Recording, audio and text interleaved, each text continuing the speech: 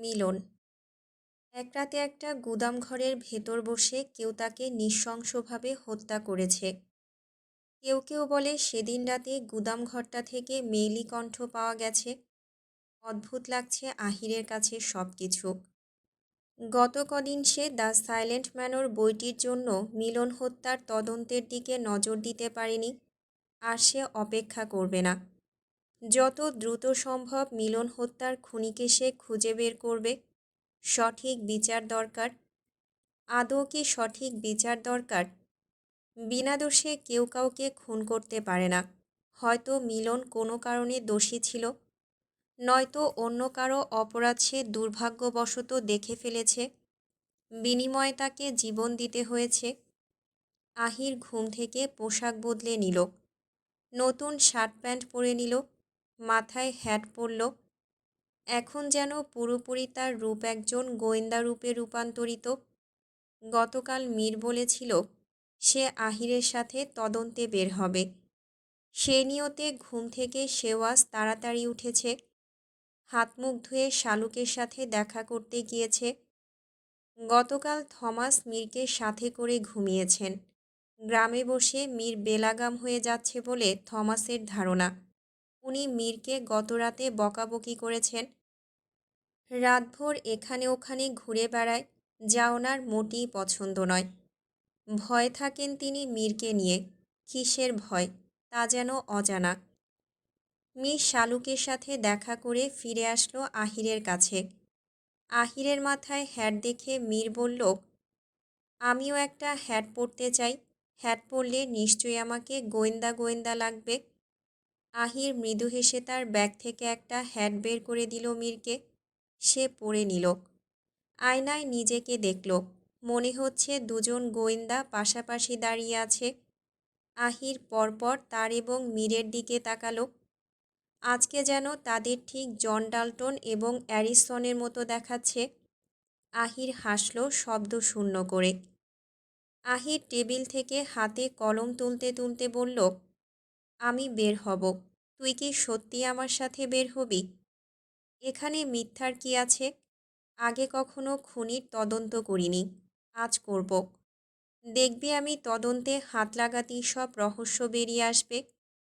আহির মীরের মাথায় টোকা দিয়ে বলল, বুদ্ধু, তদন্তে হাত লাগায় না, বুদ্ধি লাগায়। সঠিক বুদ্ধির ব্যবহার করতে হয়, বুঝেছিস?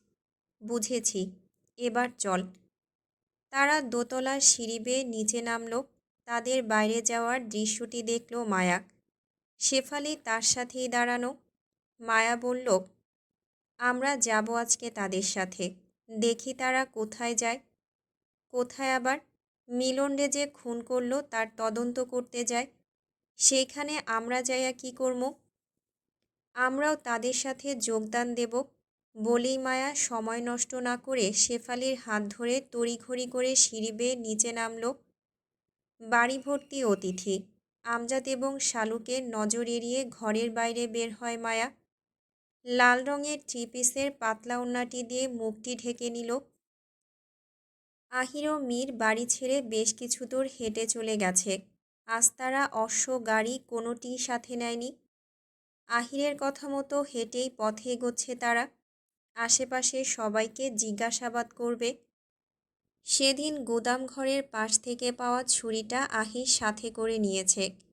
ছুরিতে খোদাই করা দুটো শব্দ লেখা, জিএস, রূপোর ছুরি। অক্ষর দুটোর মানে আহির খুঁজছে, এখনও পায়নি। জিএস নামে কোনো দোকান আছে কিনা যেখানে ছুরি তলোয়ার তৈরি করা হয়, সেই খোঁজ করার জন্য তার সহকর্মী অরুণকে বলা হয়েছে। অরুণ বেশ আত্মবিশ্বাসের সাথে তখন জবাব দিয়েছিল, স্যার, আপনি একদম ভাববেন না, আমি খোঁজ নিচ্ছি। খোঁজ চলছিল গত কদিন ধরে। আজ অরুণের সংবাদ পাঠানোর কথা, কল আসেনি। বোধহয় অরুণ নিজেই আসবে। অরুণ যখনই কঠিন কিছু জানতে পারে তখন তার আনন্দকে দেখে। তাৎক্ষণিক উন্মাদ হয়ে যায় আহিরকে জানানোর জন্য। আজকের পথঘাট বেশ শূন্য। মানুষের আনাগোনা খুব একটা দেখা যাচ্ছে না। দূরের ক্ষেতে কজন কৃষককে দেখা যাচ্ছে। এক হাতে কাঁচি, আরেক হাতে মুষ্টির ধান। ওনারা তাকিয়ে আছেন আহির ও মীরের দিকে। শহরের বাবুদের মতন তাদের রূপ, মাথায় হ্যাট, ফলে দেখায় গোয়েন্দাদের মতন। ওনারা বিভ্রান্ত নিয়ে দেখছেন। কিছু পথ বাড়িয়ে গেলে একটা বিশাল বটগাছ দেখা গেল। গাছটির নিচে বসার জন্য ইটের তৈরি লাল রঙের বসার টুল আছে। গাছটিতে দড়ির একটা দোলনা ঝুলছে। মীর দোলনাটা দেখে কিছু বলে উঠতে চাইল। তাৎক্ষণিক তার মাথায় ছোট্ট পাথরের মতন কিছু পড়ল। সে থমকে দাঁড়ায়। মাথায় তার হাত, ঘাড় পেছনে হেলে উপরের দিকে দেখল। আহির মাটি থেকে ছোট্ট বস্তুটি তুলল। বলল, এটা পাথরের খণ্ড, গাছ থেকে নয়, পেছন থেকে কেউ মেরেছে। বলে পেছনে ঘুরল দুজন। তাদের থেকে কয়েক হাত দূরে শেফালি ও মায়া নিজেদের মধ্যে কিছু নিয়ে আলাপ করছে। মীর তাদের দেখে চোখ কুঁচকে তাকায়। আহির বলল, এই হলো কারণ, নিশ্চয়ই ওরা ছুঁড়েছে। মীর বলল, তুই সামনের দিকে আগা, আমি আসছি। বলেই মীর মায়ার দিকে এগোতেই আহির পেছন থেকে বলল, তুই শালার ভালো হলি না। আহির বক্তব্য দীর্ঘ না করে চলে গেল তার পথে। মীর মায়ার দিকে এগিয়ে গেল। শেফালি মীরকে দেখে কিছুটা সরে দাঁড়ায়। মীর বলল, আমার মাথায় পাথর নিক্ষেপ করলে কেন? যদি মরে যেতাম। ক্ষুদ্র পাথরের আঘাতে কেউ মরে না। আপনি তো শয়তান, আপনি মরলে কিচ্ছু হবে না। আমি মরে গেলে সত্যিই তোমার কিছু যায় আসবে না? মায়া প্রথমে দু চোখ তুলে তাকালো মীরের দিকে, দ্বিতীয়বার চোখ ফেলল মাটিতে, এরপর মাথা নাড়ালো। কিছুই যায় আসে না। মীর রসিকতা করে বলল, অভিশাপ দিলাম মেয়ে, তোমার জামাই যেন ল্যাংড়া হয়। তার চেয়ে বলুন বিয়ের আগেই যেন আমি বিধবা হই। মায়ার মুখে বিরক্তিকর ছাপ ফুটে উঠল। মীরকে কোনোভাবে বোঝাতে পারছে না সে তাকে ভালোবাসে, যাকে বলে মাত্রাতিরিক্ত ভালোবাসা। মীরও বোঝার চেষ্টা করছে না। কিভাবে করবে? তার মনে যে অন্য কেউ, মায়া সেই ব্যাপারে নিশ্চিত। তবুও কখনো ভাবে, কোনোভাবে যদি মিরাক্কেল হতো, মীর তাকে ভালোবেসে ফেলত। মীর এক ভ্রু উঁচিয়ে বলল, বিধবা হলে সহ্য করতে পারবে না। প্রতিটা মেয়ের জন্যই স্বামী হারানো কষ্টের, সেটাও যদি হয় বিয়ের আগেই। মায়া কিছুই বলল না, শুধু উসখুস করছে। কোথায় যাবে, কোন দিকে যাবে বুঝতে পারছে না। কিছুক্ষণ আগে থেকেও চেয়েছিল মীরের সাথে একটু সময় কাটাতে। হয়তো আর 2 দিন পর কোনো দিন তার সাথে আর দেখা হবে না, কিন্তু এখন বড্ড বিরক্ত লাগছে। দৌড়ে পালাতে চাইছে। আশ্চর্য, তাকে তো মীর ধরে রাখেনি, চাইলেই যেতে পারে। তবুও যেন কে আটকে রেখেছে মনে হচ্ছে। মীর শুধু মোহময় দৃষ্টিতে দেখছে মায়ার অস্থিরতা। সে উপভোগ করছে মায়ার ভাবভঙ্গিমার নিশ্চুপ গান। কিছুক্ষণ মীর মায়ার কার্যকলাপ পর্যবেক্ষণ করে। সূর্যের রশ্মি পড়েছে ঠিক পথের মাঝে। গাছবিহীন পথ, ফলে রোদ সরাসরি এসে মায়ার মুখে পড়ল। ফর্সা গালে চিকচিক করা রোদ, গোলাপি ঠোঁট, কালো কুচকুচে চুলগুলো উঠছে কপালের সামনে, তার উপর লাল ওড়নার ঘোমটা। সব মিলেমিশে যেন মায়ার সৌন্দর্য দ্বিগুণ বেড়ে গেছে। মীর এদিক ওদিক তাকালো। চোখ পড়ে বটগাছের দোলনার দিকে। ঘুরে মায়ার দিকে চোখ ফেলে বলল, দোলনায় দুলবে?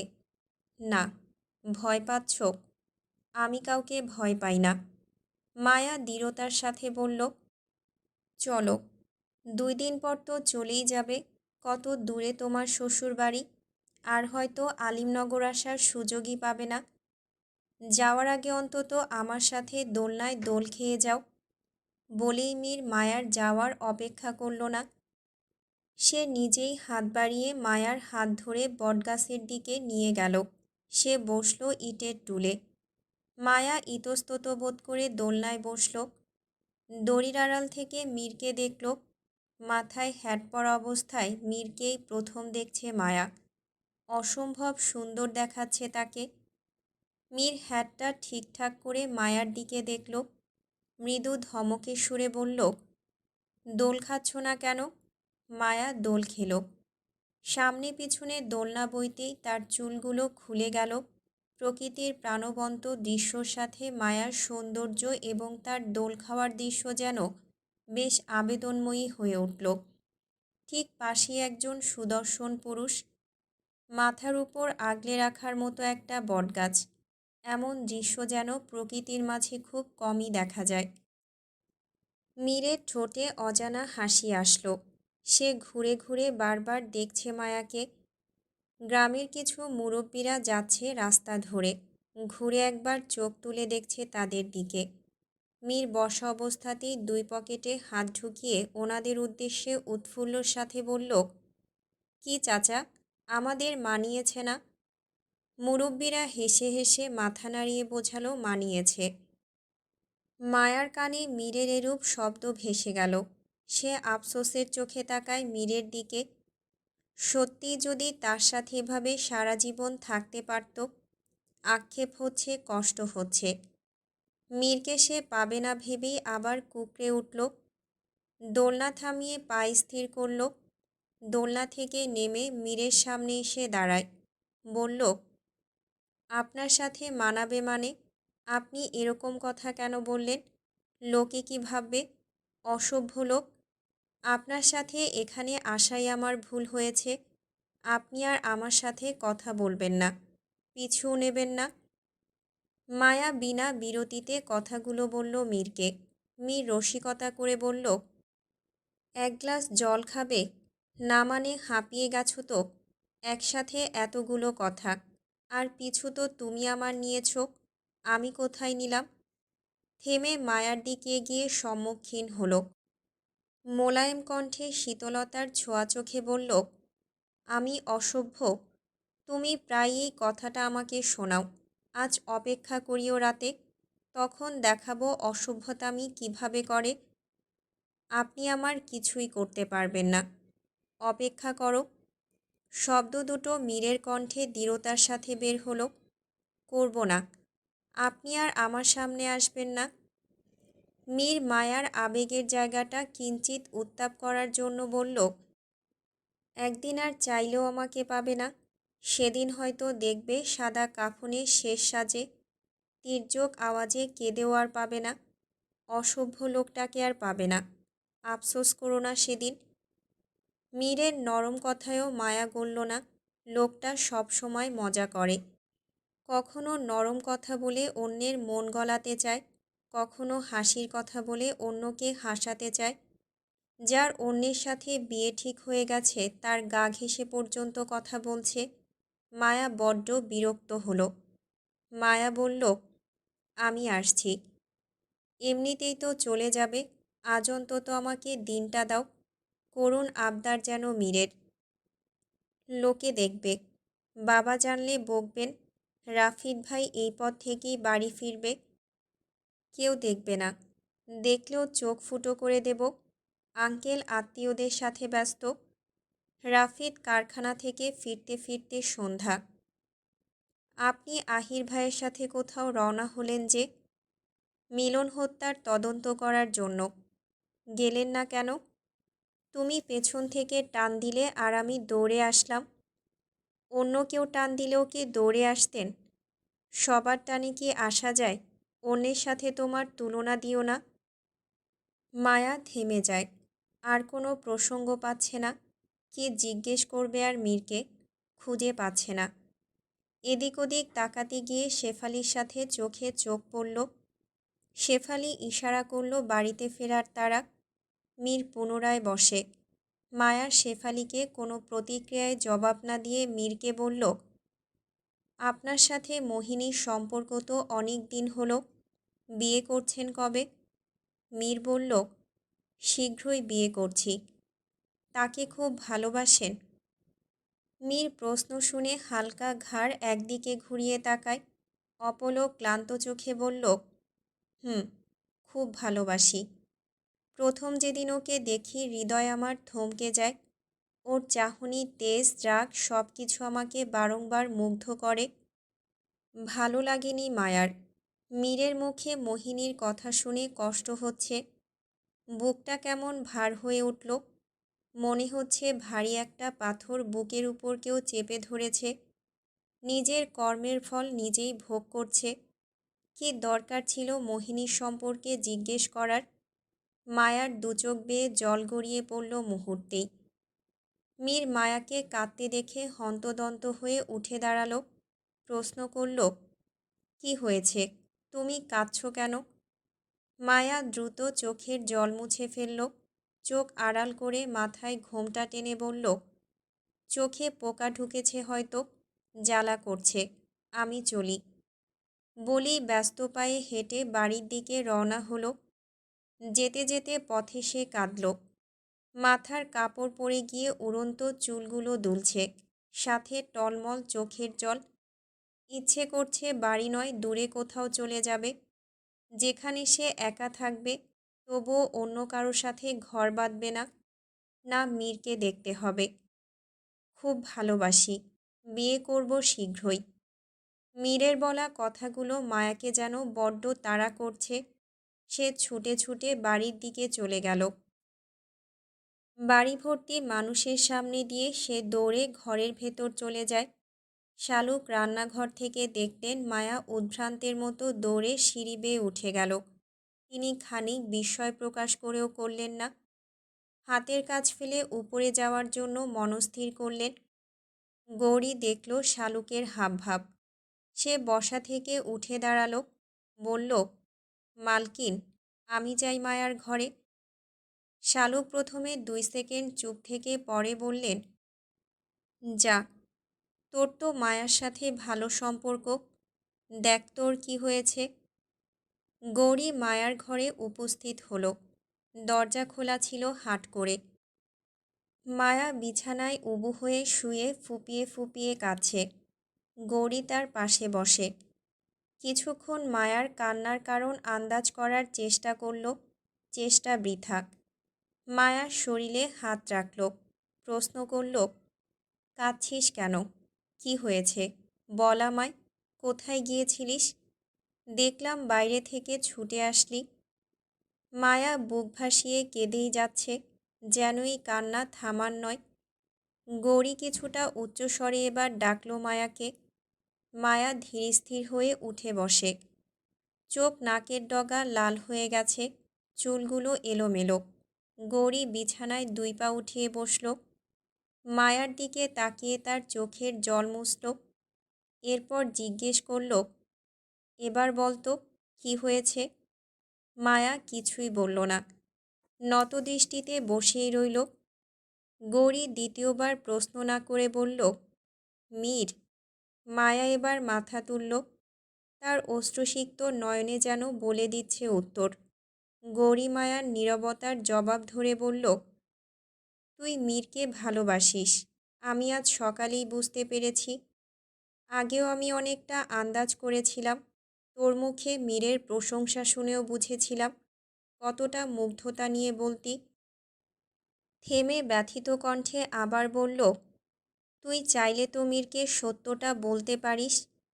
আমি তো কতভাবেই তাকে বোঝালাম, হয়তো সরাসরি নয়, তবে ধাপে ধাপে। সেও বুঝেছে। যদি তার মনে আমার জায়গা থাকতো তবে নিশ্চয়ই সে কিছু বলতো। বিয়েতে তুই রাজি না, তাই না? বাবার ভয়ে। তার সম্মান রক্ষার্থে রাজি হয়েছি। আমি চাই না আমার জন্য আমার বাবার অসম্মান হোক। তাছাড়া মীর তো আর আমাকে ভালোবাসে না। কার জন্য বাবার বিরুদ্ধে যাব? গৌরী কোমল কণ্ঠে বলল, তা ঠিকই বলেছিস। যা হবার হবে। মানিয়ে নে নিজেকে। নতুন সংসারে পা ফেলতেই দেখবি সব ভুলে যাবি। যদি নিজের ভালোবাসার মানুষকে অতি সহজে ভুলে যাওয়া যেত, তবে কেউ প্রেমের ব্যর্থতায় পাগল হতো না। তাই বলে নিজেকে ঠুকরে ঠুকরে মারবি? ভাগ্যকে মেনে নে, আর কান্নাকাটি করিস না। মায়া কিছুই বলল না। বাইরে থেকে শুধু অতিথিদের কোলাহলে শব্দ ভেসে আসলো। পরিবেশ ক্ষণে ক্ষণে নতুন রূপে রূপান্তরিত হচ্ছে। এদিকে মায়ার মনে কোনো পরিবর্তন নেই, কোনো আনন্দ নেই তার ভেতরে। 9 বছরের একটা ছোট্ট বাচ্চা মেয়ে দৌড়ে আসলো মায়ার ঘরে। বেশ হাঁপাচ্ছে মেয়েটা। মায়া ওকে বলল, তুই এখানে কেন? বাচ্চা মেয়েটা মায়ার দিকে এগিয়ে গেল। এরপর আদো আদো কণ্ঠে বলল, তোমাকে একজন চিঠি পাঠিয়েছে। কে? মায়া জিজ্ঞেস করতেই মেয়েটা চিঠিটা মায়ার দিকে এগিয়ে দিয়ে বলল, আদ্রিয়ান ভাইয়া। গৌরী হেসে বলল, তোর হবু জামাই, হয়তো গায়ে হলুদের পোশাক নিয়ে এসেছে। মায়ার আনন্দ হচ্ছে না। চিঠিটা খুলে দেখল না অবধি, দেখতেও চাইছে না। তবুও মনের মধ্যে খচখচ করছে। দেখার একটু আগ্রহ জন্মালো। এরপর কাপা হাতে বিরক্ত মুখ নিয়ে চিঠিটা খুলল। দুটো চিঠি, একটা ছোট্ট পাতা আর একটা বড়।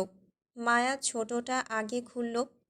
তাতে লেখা, তুমি আমার সেই নেশা মায়া, যেই নেশার ঘোর কোনো দিন কাটবে না। আমি তোমার মায়ায় পুরোপুরি ডুবে গেছি, যার গভীরতা থেকে আর ওঠা সম্ভব নয়। তুমি আমার জীবনে সেই নারী যাকে ছুঁয়ে আলোকিত জীবনে পা রাখতে চাই। তুমি আমার জীবনে সেই নারী হও, যাকে ছুঁয়েই যেন আমার শেষ নিঃশ্বাস বিদায় নেয়। আহির আলিমনগর তাঁতশালার সামনে দাঁড়ানো। ঘুরে ফিরে কেন যেন এখানে এসে সে থমকে দাঁড়ায়। আশেপাশে কিছু দোকানপাট, কিছুটা সামনেই বাজার।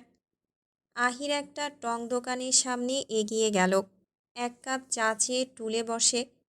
সেদিন গুদাম ঘরের পাশে পড়ে যাওয়া ছুরিটি দেখল। সূর্যের ঝিলিক এসে পড়ল ছুরিতে। রোদ পড়া মাত্রই বিদ্যুৎ চমকানের মতন আলো উৎপাদন হলো।